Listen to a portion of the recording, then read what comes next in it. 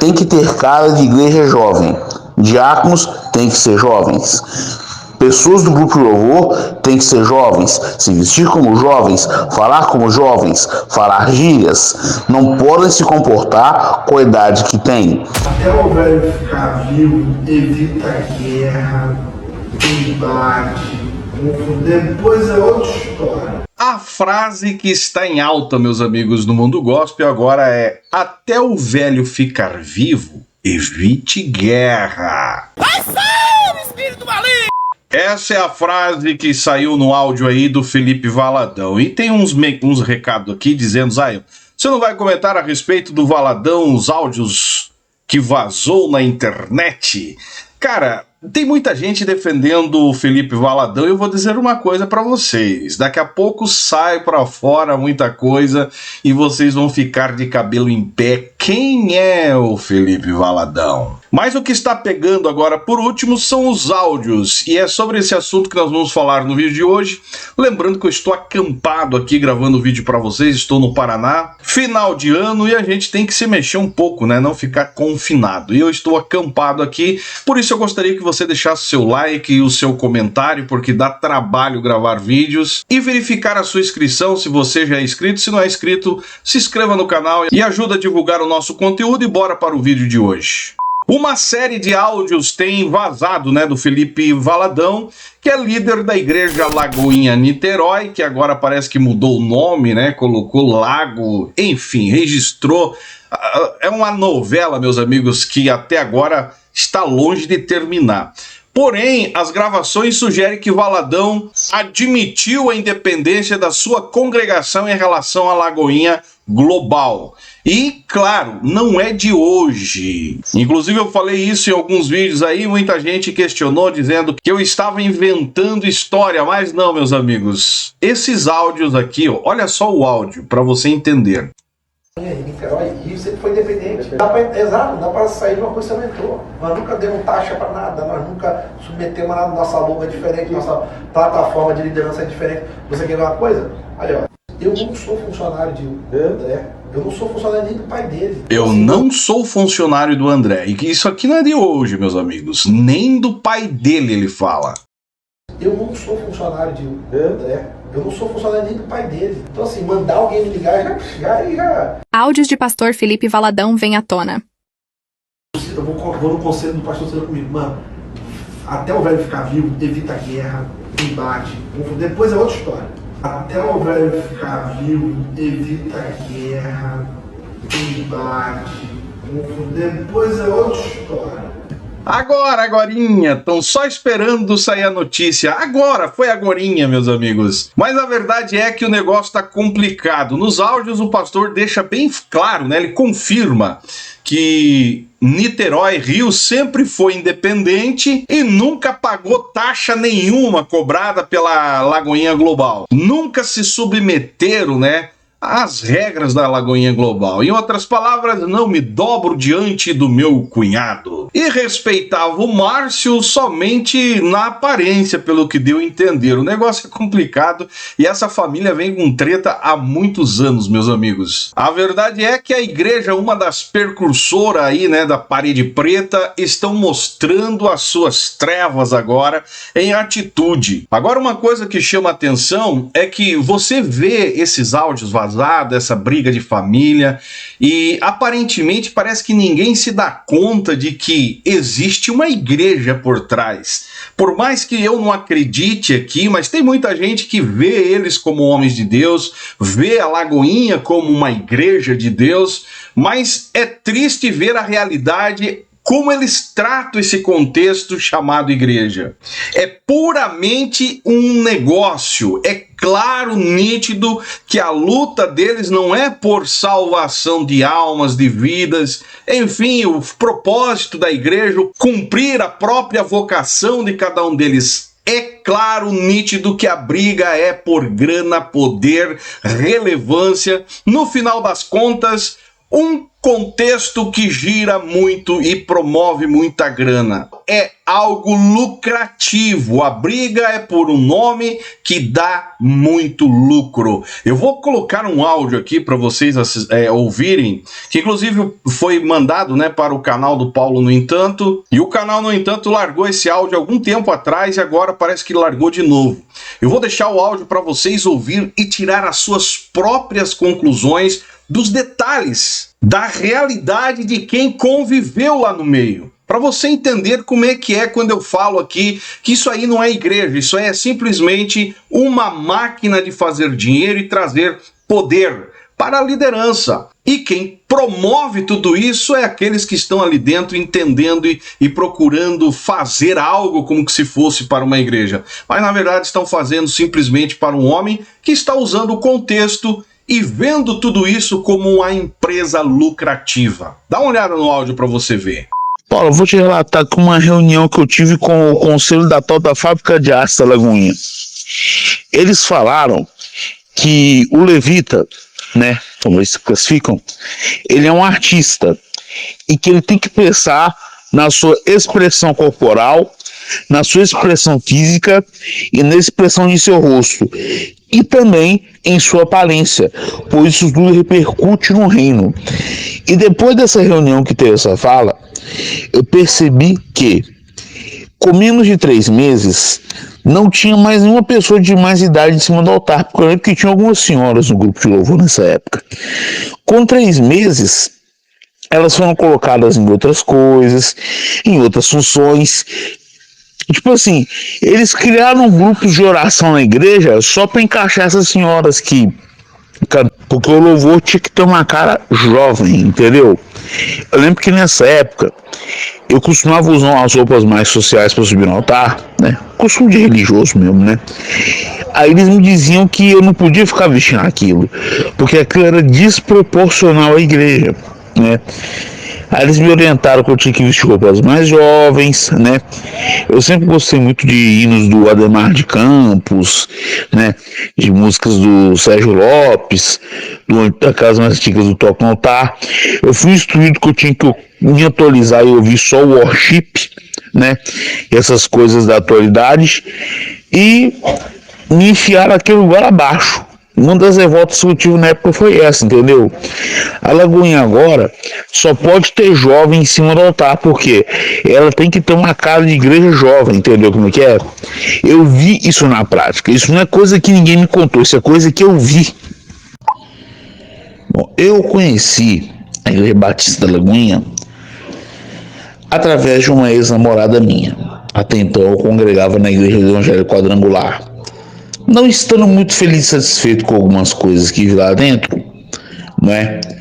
Rompi os vínculos com a igreja, peguei minha transferência e fui para a Lagoinha com a promessa de que lá, entre aspas, tudo seria diferente. Logo que eu cheguei de início, fui muito bem recebido. Com menos de um mês já estava em cima do altar tocando, né? Por ter uma certa habilidade com o instrumento, me destaquei, né? Instrumentos de corda, guitarra, violão, contrabaixo, né? Então, eu logo entrei no grupo de louvor e fiz parte de uma célula. O que eu vi acontecer dentro da Lagoinha? Isso foi no ano de 2016 e 2017. Para quem pega os CDs do Diante do Trono e compara o primeiro CD de 1997 para os CDs mais atuais, você vê que não há pessoas de mais idade em nenhum CD.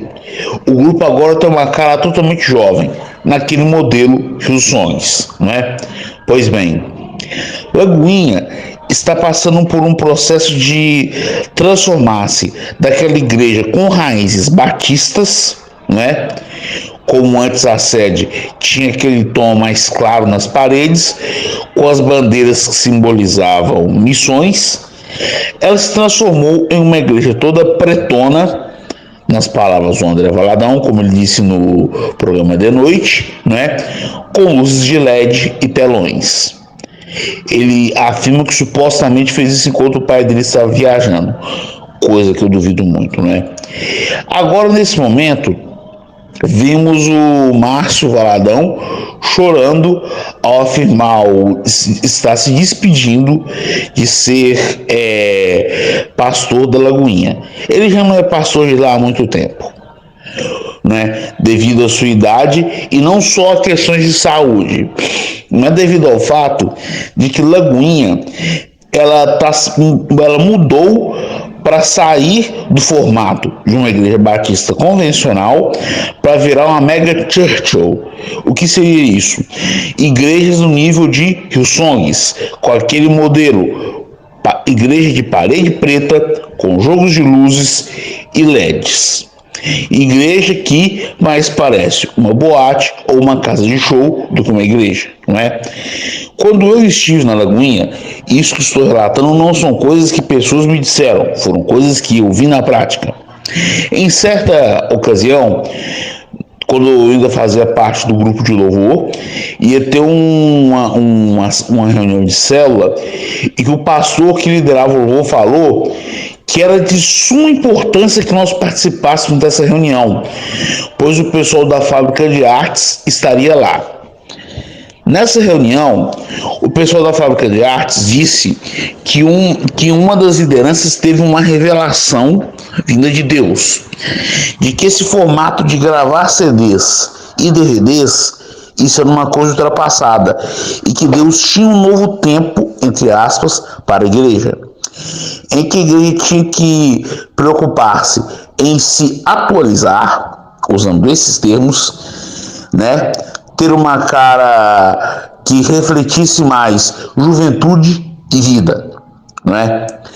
Que as pessoas ao cantar tinham que se preocupar também com suas expressões faciais, com sua aparência física, pois isso iria agregar ao reino. Palavras das duas líderes da fábrica de artes da Lagoinha nessa reunião que eu estive. Até então, quando eu cheguei nessa Lagoinha de bairro, que é muito próximo à Lagoinha sede, eu fui recebido de uma certa maneira. Eu que sempre gostei de hinos mais raiz, daquela linha de Ademar de Campos, Sérgio Lopes, Banda Novo Som, eu cantava esse tipo de hino nos cultos sem nenhum impedimento. Só que aí chegou um momento que, depois dessa reunião, a igreja começou a passar um processo para que ela se tornasse uma church. Os cultos, principalmente de jovens, começaram a ter as luzes apagadas e luzes de LED começaram a ser colocadas pela igreja, né? Os hinos que antes você podia cantar qualquer hino desde que fosse cristocêntrico, passaram a ser trocados apenas por músicas mais atuais, não é? E o pastor que liderava usava os argumentos de que isso era coisa do passado e que eu tinha que me espelhar nas novas referências do futuro e esquecer o que eu tinha aprendido, porque já não tinha serventia. Eu notei que quando eu cheguei no grupo, haviam mulheres de mais idade no grupo. Haviam 3 senhoras, uma delas aproximadamente na casa dos seus 70 anos, que cantavam no louvor. Depois dessa reunião que teve com esse pessoal da fábrica de artes, essas 3 senhoras começaram a ser colocadas de escanteio. Umas eram colocadas para pregar às vezes, para trazer uma liturgia, ler um versículo durante o culto, eram colocadas de fachada para estar em grupos de oração e foram retiradas do louvor.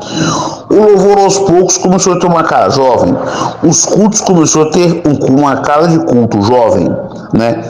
O próprio pastor da igreja local que eu congregava, que eu ficava muito lá e na sede, ele raramente subia no púlpito. Ele colocava pessoas mais jovens para pregar e ele quase não dava palavra. O máximo que ele fazia era dar saudações. Por quê? A Lagoinha, ela está literalmente copiando a igreja de Hillsongs, não é? Márcio Valadão, aí quando vimos esse vídeo, né, que até dá para esperar um meme, né? Ele falou, morreu agorinha, e riu quando anunciou a morte de Guilherme de Pádua. E quando ele anuncia que não é mais pastor, ele começa a chorar e em certo momento dá para ver que a fisionomia dele não é de alguém triste, mas de alguém revoltado. Por quê? Lagoinha agora, tendo essa cara de igreja jovem, o pastor Márcio Valadão já não cabe mais nisso. Por quê? Ele já é um senhor. Agora, quem tem que liderar a igreja é o André Valadão e os demais pastores jovens, tais como o pastor Luciano Subirá, pastor Lucinho, entre outros, né? A Lagoinha agora tende a virar uma igreja de jovens, entre aspas. Então, Márcio Valadão já não combina mais com a igreja. Por isso que ele afirma que está se aposentando porque precisa, quando na verdade ele já foi praticamente chutado da igreja, porque as pregações e sermões dele não enchem mais a igreja. No passado deu certo, mas agora, digamos que, entre aspas, ele está desatualizado. Essa é a realidade da Lagoinha. Todas as Lagoinhas, tanto a sede quanto as de bairro, elas agora têm que ter cara de igreja jovem. Diáconos têm que ser jovens. Pessoas do grupo de louvor têm que ser jovens, se vestir como jovens, falar como jovens, falar gírias. Não podem se comportar com a idade que têm. Tive base pelo fato de que pessoas como André Valadão, Nívia Soares, Pastor Lucinho, Ana Paula Valadão, entre outros, eles já são pessoas com seus 40, 45 anos de idade e vestem como adolescentes de 15, 16 anos e falam gírias como se fossem adolescentes. São pessoas que têm comportamentos que não são compatíveis com a idade deles. Por quê? A ideia é ter uma igreja jovem. E qual o problema disso? Lagoinha está tendo um grupo de jovens grandes, um grupo imenso de jovens, está cada vez menos inchada, mas de jovens que não têm a menor experiência com a palavra. Pois nos tempos que eu estava lá, quando você começar com a remessa dos, entre aspas, novos convertidos, e falar de assuntos básicos da Bíblia, como salvação, eles não sabiam dizer do que se tratava a salvação. Haviam jovens na Lagoinha que até mesmo ainda acreditam em horóscopo, e já estão frequentando a igreja há 2 anos. Ou seja, nem mesmo bem discipulados não estão sendo. A verdade é essa. Lagoinha está se tornando uma igreja jovem. E Márcio Valadão foi retirado porque ele não tem mais a cara da igreja. Meus amigos, nada novo no império construído pelos Valadões, que para mim não passa de mais uma guerra jurídica empresarial. Não se engane, isso tudo que você ouviu aí, pode ter certeza que tem muita gente que não entende, não consegue enxergar a maldade, a forma que a engrenagem funciona para se manter, na rotatividade lucrativa, mas que no fundo não passa de uma briga empresarial. A luta é pelo monopólio do mercado da exploração da fé. Essa é a minha definição. Se você concorda comigo, deixe seu comentário aí embaixo. Seu joinha ajuda muito. Se não é inscrito do canal, se inscreve. Se já é inscrito, dá uma olhadinha aí para você não perder nenhum outro vídeo que pode acontecer de YouTube te remover. Então verifica a sua inscrição. Me segue nas demais redes sociais. E esse é o canal Fala Zay. Estamos juntos por um Brasil e um mundo melhor.